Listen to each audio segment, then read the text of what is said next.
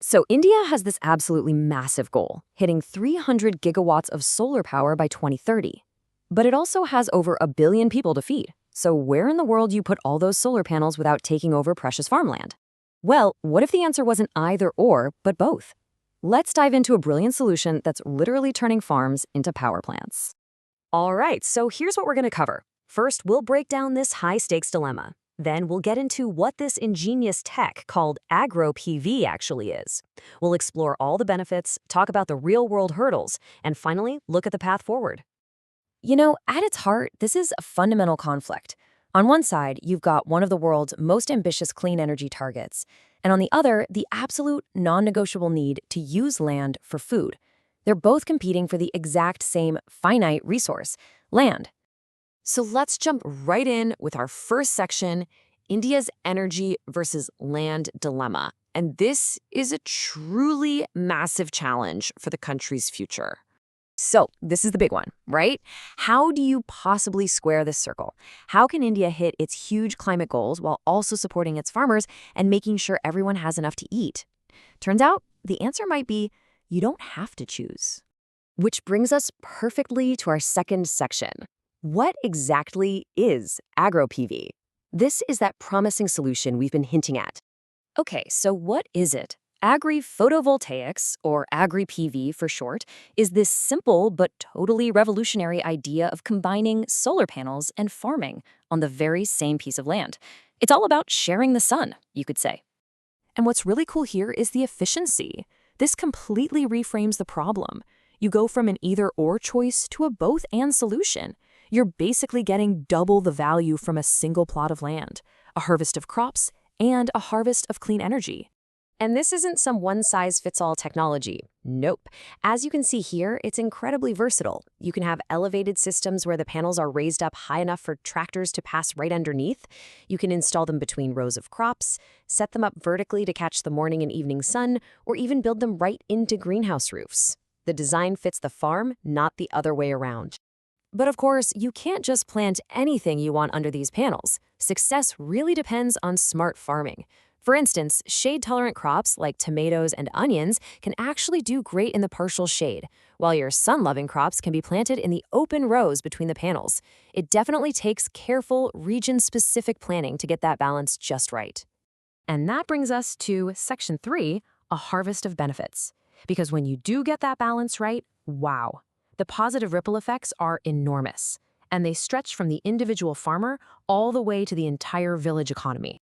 So first and foremost, this is a total game changer for the farmer. All of a sudden, their land isn't just producing crops, it's producing electricity they can sell.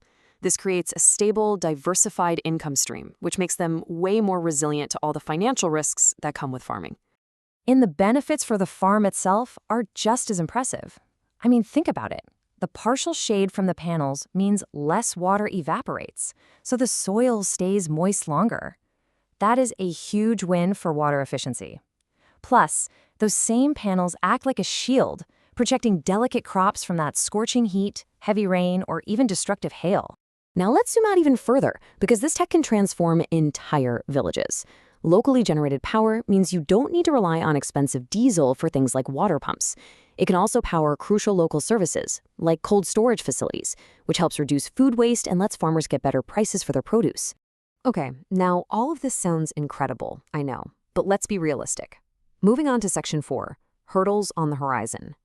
This isn't some simple plug-and-play solution, and there are some pretty significant barriers to overcome before this can really scale up. The biggest barrier? Probably no surprise here, it's money. As this chart shows pretty clearly, the specialized mounting structures you need for AgriPV make the upfront cost a lot higher than for a conventional solar farm. That initial investment is a major challenge.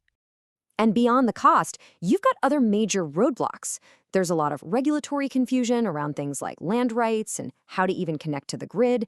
And on the technical side, if a system is poorly designed, it can actually do more harm than good by creating too much shade and hurting crop yields. And this number, well, it really puts things into perspective. Right now, there are only about 50 pilot projects across the entire country. We're still in the very early days of testing and data collection. We just need more proof to know which models work best in India's incredibly diverse climates. So, with all those challenges in mind, what's the path forward? That brings us to our final section, 5, the path forward. To get from just 50 pilot projects to a nationwide movement, the answer seems to lie in strong, strategic government support. And the key vehicle for this is a government program called the PM-KUSUM scheme. This program is already set up to help farmers adopt solar power for things like irrigation pumps, which makes it the perfect platform to integrate and scale up AgriPV. And the government is putting some serious money behind this. The budget for the PM-KUSUM scheme was recently nearly doubled to 5,000 crore rupees. I mean, that is a crystal clear signal that farmer-centric solar is a major national priority. So the next logical step, which folks are already talking about, is creating a dedicated National Agri-Photovoltaics Mission. This would mean specific funding to help cover those high upfront costs and formally connect AgriPV with programs that are already running. The whole goal is to move from these scattered experiments to a structured, scalable national model. Ultimately, this is the core vision, right? It's not a competition between energy and agriculture, it's a synergy. It's about creating, as the source material puts it so well, a pathway for renewable energy to complement agricultural productivity. Which leaves us with this final, massive question. The technology is there, the need is crystal clear, and the potential is just staggering. If the right policies and financial support finally fall into place, could India's vast agricultural landscape also become the bedrock of its clean energy future? The answer to that, well, it could redefine the nation.